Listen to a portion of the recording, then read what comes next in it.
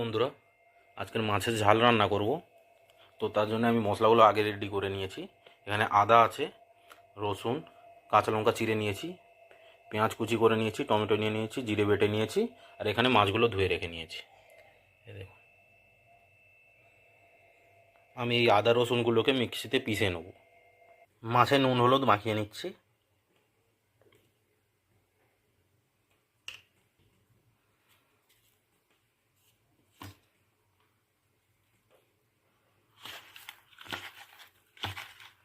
মাছে নুন হলুদ মাখানো হয়ে গেছে।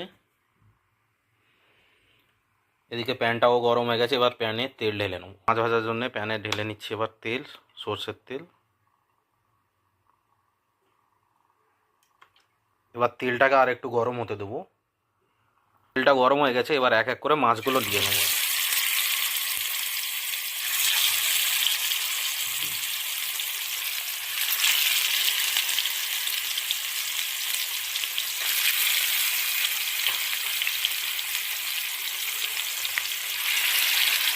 সবগুলো মাছ দিয়ে দিয়েছি প্যানের মধ্যে। যতক্ষণ আমাদের এদিকে মাছটা ভাজা কমপ্লিট হবে ততক্ষণ আমি এদিকে মশলাটা রেডি করে নেব। তো মশলা রেডি করার জন্যে অন্য একটা কড়া চাপিয়ে নিয়েছি। কড়াটা হয়ে গেছে গরম, এবার তেল দিয়ে নেব।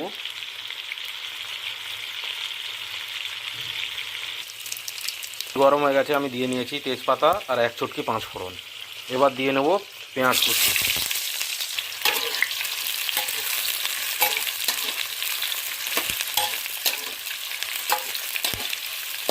পেঁয়াজটা গোল্ডেন ব্রাউন করে ভাজবো।